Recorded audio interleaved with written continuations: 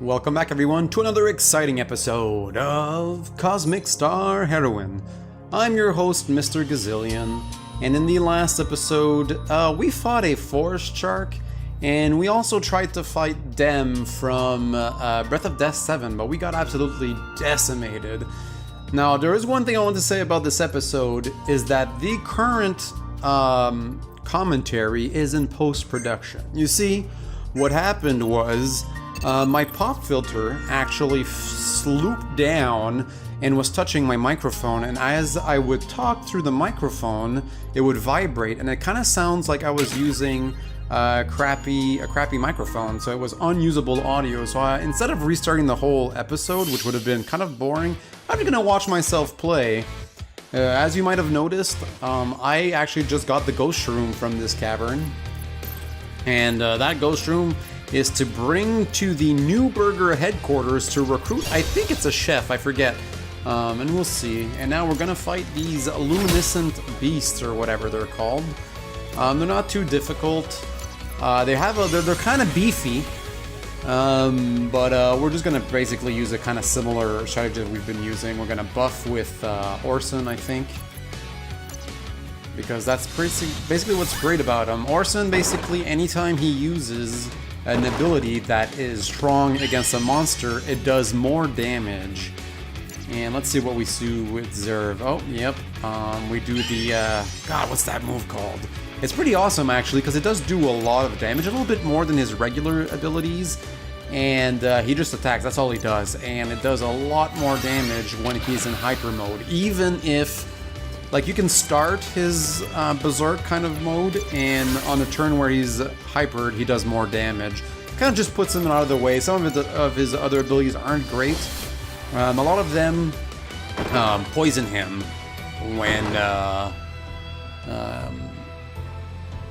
he uses them. So he has the Acid Cloud ability. He has a few of other abilities that can poison him, which is kind of annoying, because then you kind of have to worry about his health. Like, sure, maybe with one of Saibi's songs you can kind of like offset the damage that he receives from the poison, but I prefer, you know, using abilities that don't cause poison, especially since the Acid Cloud doesn't poison enemies. It's just like an AoE, so it's kind of like not really worth it. So we'll just keep going here.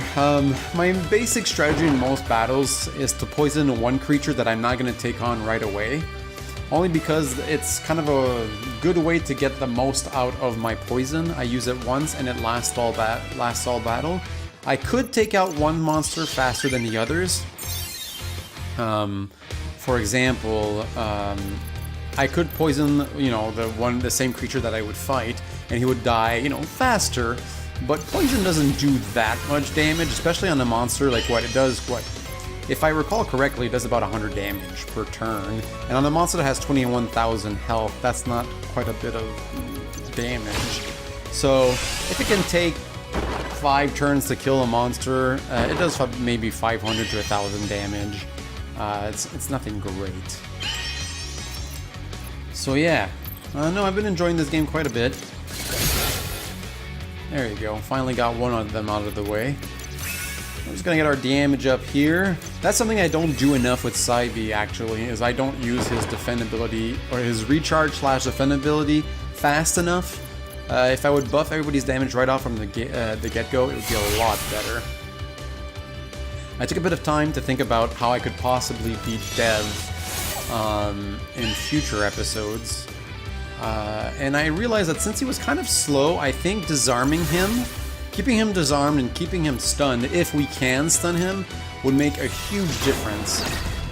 We did notice that his damage changes when he gets below 50% of his health. We did get him below 50% actually, but he started doing a lot of AoE. So I think having somebody like Saibi with his regeneration song and use, is it Crescendo it's called? Basically it ends the current song and heals the whole party. It's actually a very powerful ability, and it does a lot of healing, so which is actually pretty freaking wicked considering it heals everyone.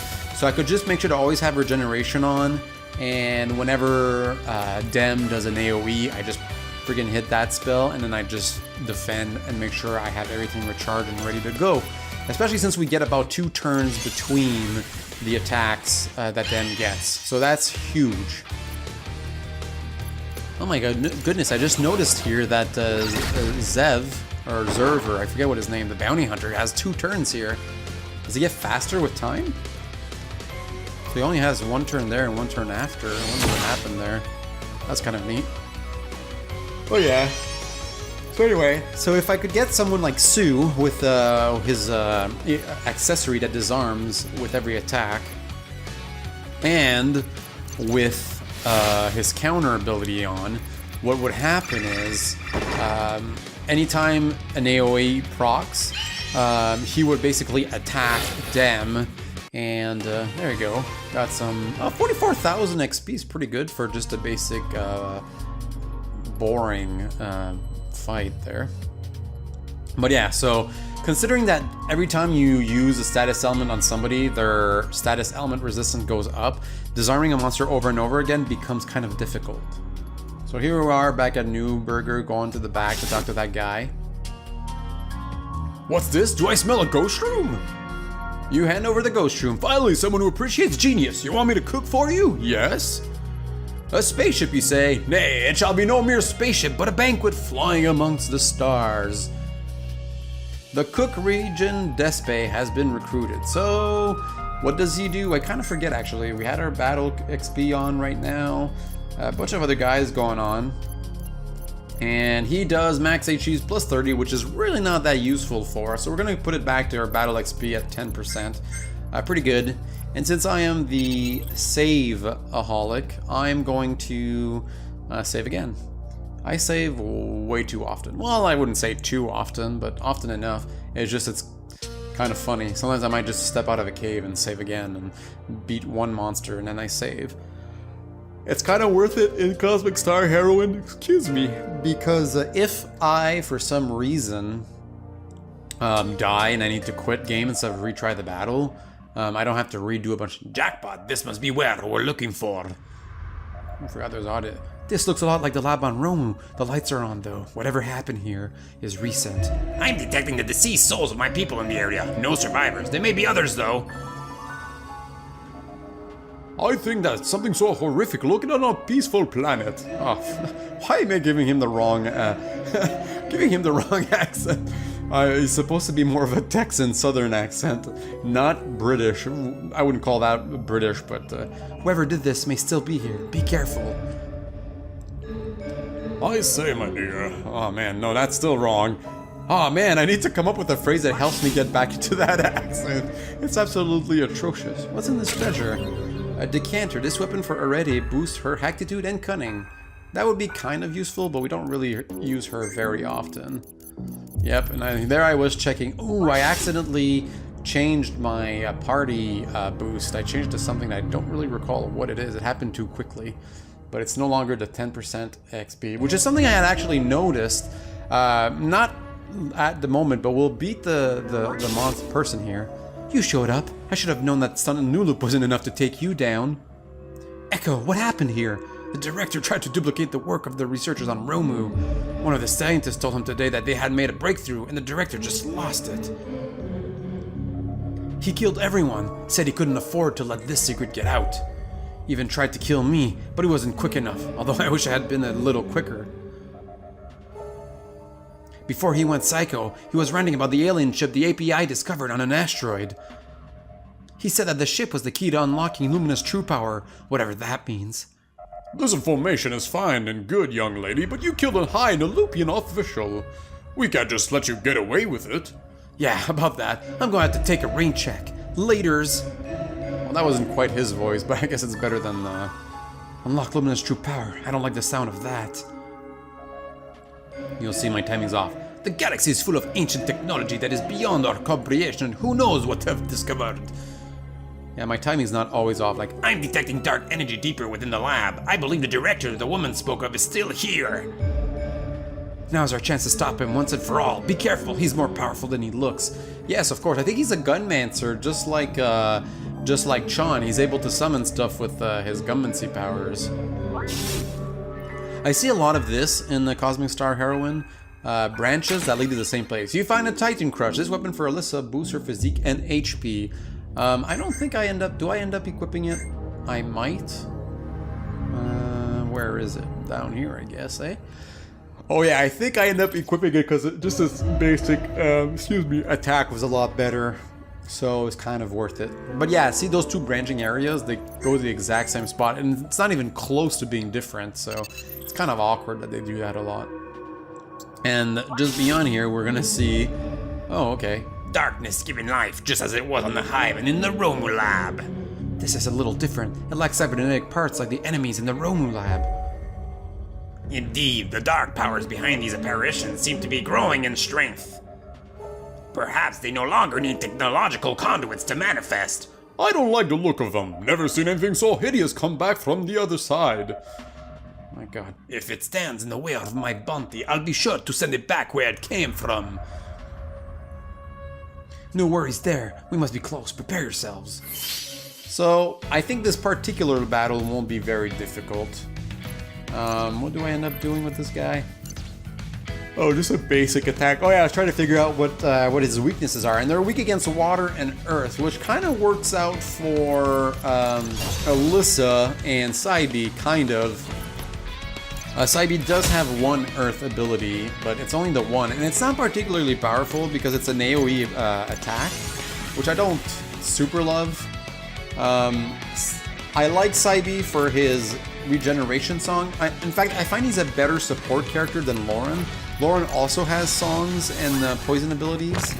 Actually, I don't think Saibi has any poison abilities. He had an accessory you could use to have poison abilities, but he didn't actually end up having them anymore because I unequipped them. But yeah, Saibi's kind of good because not only does he have the regeneration, when things get too hairy, he can just pop that ability that heals everyone, which comes in pretty handy. I didn't use it fast enough when I was in the dam battle, and it's kind of unfortunate because he's not that fast, right? He's the third to have a turn, so if you're in desperation mode and you have an attack that doesn't heal you, you die. So Alyssa and Zorv end up dying before he can pop that ability. So you kind of have to hope to keep everybody full health before Dem pulls out that big attack. It does get a lot stronger, and that's where the disarm would come in handy. So I think Zerv was kind of useful in his berserk mode because he would do a lot of damage, but the thing is, I did end up losing him for most of the battles, so maybe I should try different abilities next time around. And I should definitely pop that defend. That up or attack for Saibi. So Saibi is very good for support. Alyssa obviously is a staple in the party. She's probably our main damage dealer with a lot of stuff. And there you go. And just ahead, we're going to find a scene that you guys are probably going to find very familiar. Look at that. Oh, I'm exploring first. And saving, and see, Brennan's there. I hadn't noticed.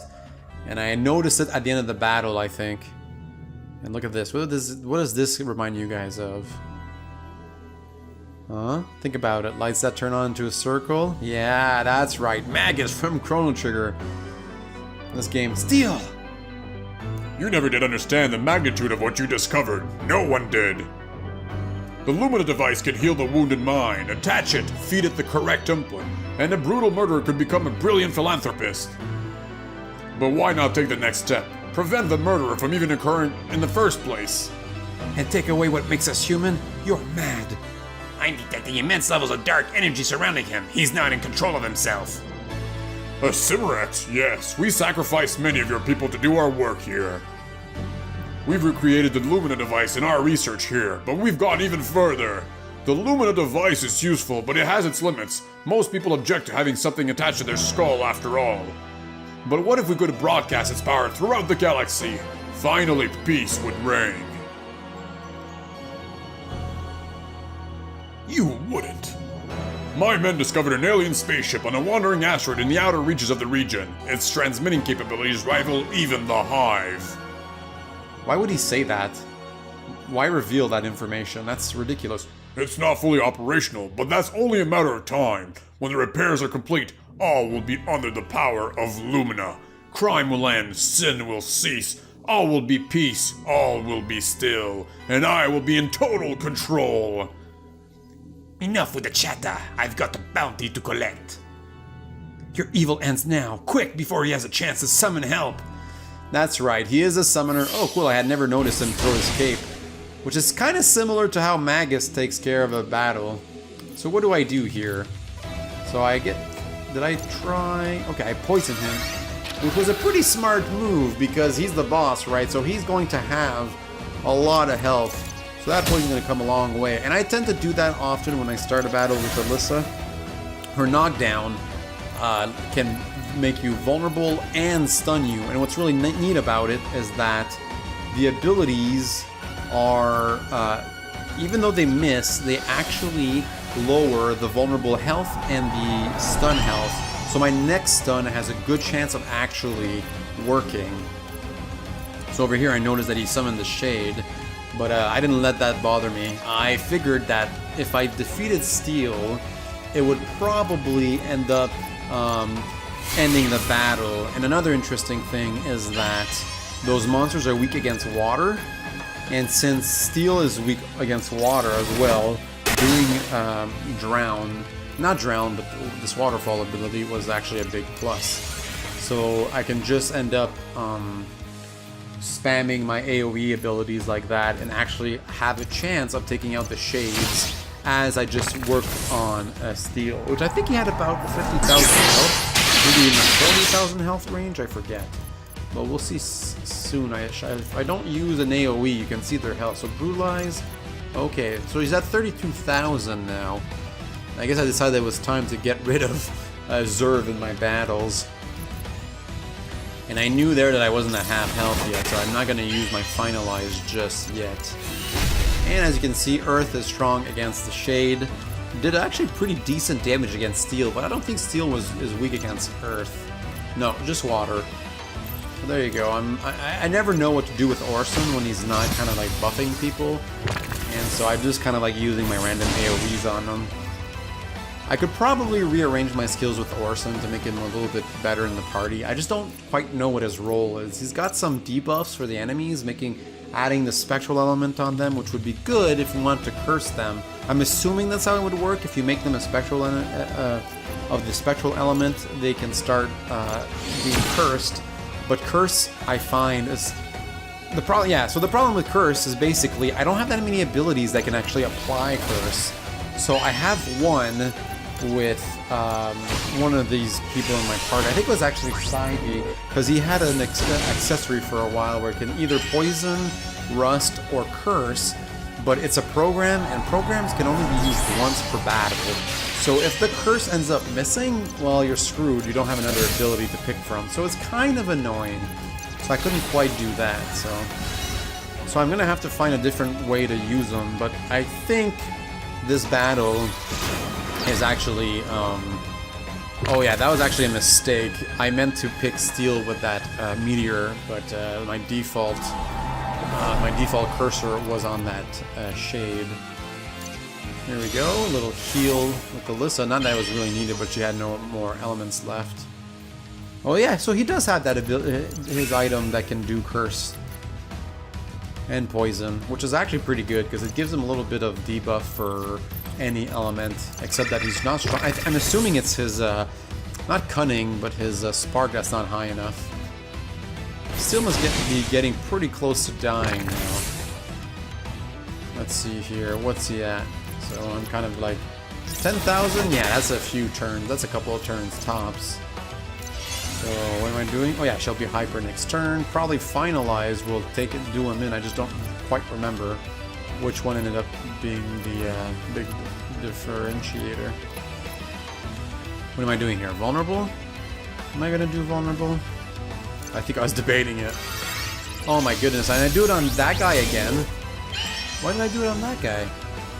And here, Hyper, that's 3,000, so he's gonna take close, and he's only taking 35 damage and poison, so his poison's actually not very good at all. And I think here... Oh no, I did this. Really interesting. I think a final blow could have potentially have ended this battle. I guess I didn't really realize how low his health was. What is it at now? Yeah, it's at 3,000. I probably could have done 6,000 with a final blow, because I was hypered up and everything. Hypered, and my hypered was boosted up, so now we're definitely going to end this battle soon. Everybody's really close to death, too. In fact, oh, there you go. And we got 190,000 XP, which is friggin' bananas. Look at that. People will gain 2 levels. At least Alyssa did. And she got her Heroine Aura, self buff, increased damage, defense, and magic defense. Not great because it's only for herself. But I guess it could be useful against someone like Dem. Something to consider. I probably could find abilities for people that make everybody a lot stronger. I can't die here. Not when I'm this close. And he just disappears. He got away. Experiment on my people to twist our hive mind ability into something that can enslave humanity? To think that such evil exists. An alien spaceship with the power to broadcast a Lumina device throughout the galaxy?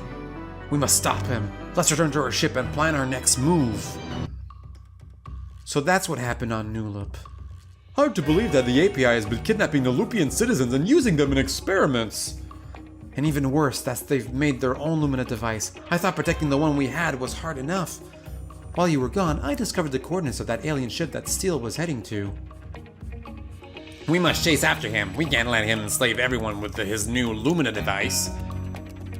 Any last-minute preparation we need to make should be done. Once we land on that asteroid, we're not leaving until Steele has been brought to justice. Sorry about that. I must insist that you let me come with you. Astro has some unfinished business with the director. Very well. We've come so far. If we stop Steele, we can save the galaxy from a horrible fate. Let's do this. Now would be a good time to make a backup save, which I've actually found how to do. And this is when I actually noticed that I didn't have the right party member, I think. Look at that. Wait, nope, maybe not. And yeah, so here I decide to go and recruit a few additional people in the party. So the main one that I want to recruit here is the bounty hunter on Romu, because he's in the hotel, right? So we're going to try and recruit him. And I end up skipping this thing for the first time because ain't nobody got time for that. And I make sure that I have Zerv in the party. I don't think his name is Zerv. It might be Zorv. I forget. The letters are too mixed up. I should look up how they actually pronounce his name. So this was actually a pretty fun party composition for this dungeon. There's some decent chemistry. I did some weird combinations, or I should say ability setups. I don't think Orson was really well set up, but that's alright. And here we are. Hey Zorv, haven't seen you around these parts lately. I've been busy, if you know what I mean. So you know where the big bounties are. I want on the kind of action. Bounty Hunter Not Egret has been recruited. Not Egret. I'm trying to figure out here what that pun was. Not Egret. It might just be a name, but it sounds like no regrets almost. So might be a pun on a different character from another game. And here I wanted to... Oh, there we go. Here I was trying to see what he does, and that's when I noticed I had Brendan, which is gain style after burst, which kind of sucks because 190,000 at 10% more HP is like 20,000 XP, so that would have been actually bananas. And Nog does organic bane or whatever, so we do 20% more damage against organics, I guess. I don't know if it's organic abilities or if everything, but yeah, so anyways, I did it that way. And yeah, so I'm going to cut this short here. Basically, what happens next is I essentially just go to the lab to see if Dave is able to unlock that elevator, and he's not able to. So why make you guys watch that bit when I know exactly what happens? And then I go back to the ship and end it there. In the next episode, I will explore the ship, talk to people, try and get some extra side quests. You know, maybe with Dave, maybe get his data pad that allows him to go through there. I'm sure everybody has some sort of side quest, so I'll talk to people and maybe try and get some hints as to who I can recruit. And then we'll go to the asteroid belt. So as always, I'm your host, Mr. Gazillion. Thank you so much for watching, liking, subscribing, and commenting. Let me know what you think of Cosmic Star Heroine, and I'll see you all next time. Bye.